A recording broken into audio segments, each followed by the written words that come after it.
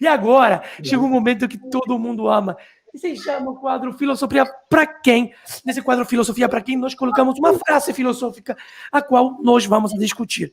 E o quadro, a filosofia, a frase filosófica de hoje é a seguinte: existe na vida real a justiça absoluta ou o conceito é abstrato? Ou seja, existe justiça ou a palavra justiça já vai para uma coisa impossível de cumprir, é só uma coisa abstrata? Ah, cara. Quer responder primeiro, Júlio? Você que é o embasado jurídico. Se quiser, quer que eu seja o primeiro? Sim. Quer que eu seja o primeiro? Eu não tenho problema, não. Pode falar. Vai. Minha Você visão, que vai nos entendeu? ilustrar. Minha visão, a justiça é uma questão interpretativa, né? Se você observar uma criação humana, você não tem como saber a verdade absoluta. O que a gente faz é buscar a verdade, entendeu? E entra numa questão também, o choque da questão moral. O que você acha certo, o que eu não acho certo. Evidente, né? Tem os panoramas que é quase certo. Você não pode matar o outro, entendeu? O estupro, essas coisas é unânime, quase unânime. Tem gente que discorda, apesar de ser, na minha visão, uma questão clara de equívoco, entendeu? Só que esse tipo de choque que a gente está vendo na sociedade, ainda mais a questão cultural e de civilização, você acaba não conseguindo, pelo sistema que a gente vê, seja o país que seja, entendeu? Alcançar a forma correta. É muito bonito achar, não, estou num país desenvolvido, entendeu? Aqui tudo prospera. Mas como é que ela prospera? Será que ela não utiliza de outros países? Esse fica o questionamento. Ela não faz guerra com outros países que são seus irmãos de sangue, são humanos como você. Aí você fica tranquilo no seu apartamento, na sua casa, entendeu? Por isso que, na minha visão, ela, por ser uma criação humana, ela fica muito mais abstrata nesse sentido. Mas é óbvio, né, que a gente sempre tenta alcançar o mais próximo. É como se fosse a perfeição. A gente nunca vai chegar à perfeição, mas o mais próximo a gente vai buscar. Entendeu? Eu acho que, na minha visão, é a filosofia do ser humano. Entendeu? Se desenvolver com o tempo. A gente ainda está, na minha visão, eu acho que ainda está na parte primitiva. A gente ainda está em passos vagarosos para alcançar. Que você vai perceber o comportamento não primitivo como a forma que ele se comporta com o outro. Ele respeitando realmente o outro. Não é uma coisa que eu preciso botar na lei. Esse é um nível. Não preciso botar na lei. Isso já é uma obviedade que não tem sentido eu colocar isso em lei.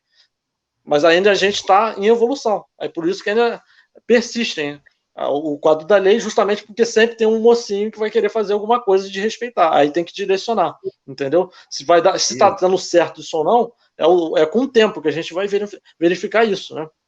Entendeu? Perfeito, Jota. Perfeito, meu amigo. Olha só, eu ia trabalhar sobre um ponto e agora eu vou trabalhar sobre 2 pontos. Eu, como historiador, eu sei que o conceito de justiça, ele é modificado, de gerações em gerações, né? Se a gente pensar no mundo ocidental de 100 em 100 anos, os conceitos de justiça do mundo ocidental foram modificados sempre. Então, a questão agora não é só o conceito do passado, do presente, de muito para trás e de muito para frente. O conceito do mundo atual. Existem diversos sistemas jurídicos, existem diversas formas de você entender o que é justiça no mundo atual. No Oriente Médio a justiça é diferente do mundo ocidental, que é diferente da África, da tribo tal, e que é diferente, então, exatamente, é uma construção. A justiça plena e absoluta, obviamente, não existe, porque a gente não tem uma consciência plena e absoluta, nem como uma pessoa. A gente, como uma pessoa, a gente divaga sobre o que é certo e o que é errado. Imagina a gente como sociedades em momentos históricos diferentes. Olha só, eu adoro esse quadro realmente. Assim, não tem muito como fugir da lógica do Júlio Júnior, não. Eu só quero acrescentar alguns pontos também, como o Daniel falou, ele é da história. Eu gosto de estudar muito também a parte de, como eu sou da biologia, a parte da história pré-histórica, né, dos caras da caverna, como é que foram surgindo as coisas. Uhum. E justiça, eu acho que é isso mesmo, é um senso, é inventado, um sentimento coletivo, porém ele tem manifestações individuais. Então, ele já é algo assim utópico, na minha visão, pelo sentido dele. Justiça, que é algo que a gente imagina que é justo para todos, isso já é utópico, não dá para todo mundo se encontrar em plena justiça. Para um grupo está bem, outro grupo de pessoas está mal, outro grupo de seres vivos está mal. É isso mesmo, uma questão que parece boba, mas o que é injusto? O leão comer a gazela? É injusto para quem? Depende do ponto de vista de cada um. Então, exatamente. Também tem esse tipo de coisa. Além de ser utópico por definição, como a definição de perfeição também, o que é perfeito? Não dá para definir o que é perfeito, não dá para definir o que é justo, que é algo muito utópico, e porque também tem concepções diferentes. Cada pessoa e cada grupo de pessoas enxerga certas características como justas e outras características como não justas. Foi como o Daniel falou aí. Aí gera... Pô, na Rússia, hoje em dia, se não me engano, o Júlio pode confirmar, crime ser homossexual, né? Então, olha só, em pleno século XXI, olha como é que o senso de justiça varia. Eu acho que a gente não vê isso mais em nenhum outro país ocidental, na lei. Mas na Rússia tem, não é?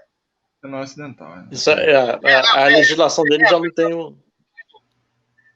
eu já não tenho acesso para informar, mas eu sei que é uma tradição deles. Isso. Então, eu acho que é isso. Eu acho que justiça não é inventado, é um conceito inventado por a gente, inalcançável, mas a gente tenta.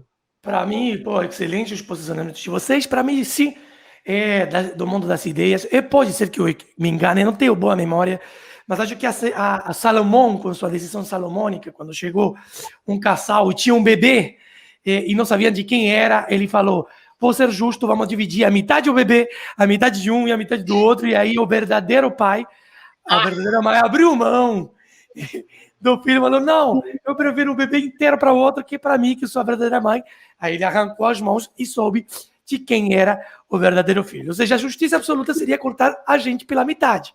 Mas não existe decisão absoluta que seja justa. Tanto assim que um culpável tem um grau de inocência pequeno, mas um grau de inocência, e o inocente sempre tem um grau de culpabilidade, já que as visões da realidade são diferentes dependendo das ópticas. Você sempre vai se ver como vítima, e o vitimário sempre vai se ver também como vítima, e assim vice-versa. Então, por isso que existem dois advogados, uma coisa que sempre me perguntam na vida. Cara, para ser advogado, você é como um sorteio. Às vezes você é o bonzinho, às vezes você é o filho da puta. Por que você defender alguma pessoa que é um filho da puta?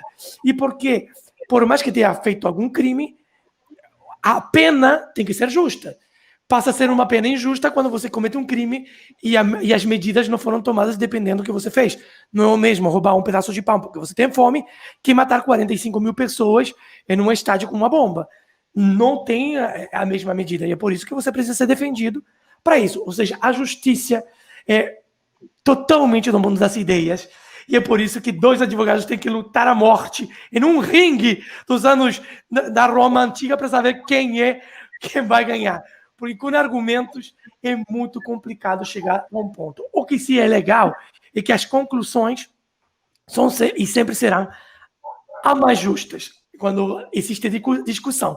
Porque, como eu falo, duas verdades sempre estarão sendo contadas. A menos que tenha clientes como o Júlio que vão e te mentem e fazem nada diferente e te ferram. Mas, obviamente, o advogado sempre tem a obrigação de, uma vez descobrir a mentira, sair do caso ou fazer como ele falou. A gente tem liberdade para isso. Com certeza.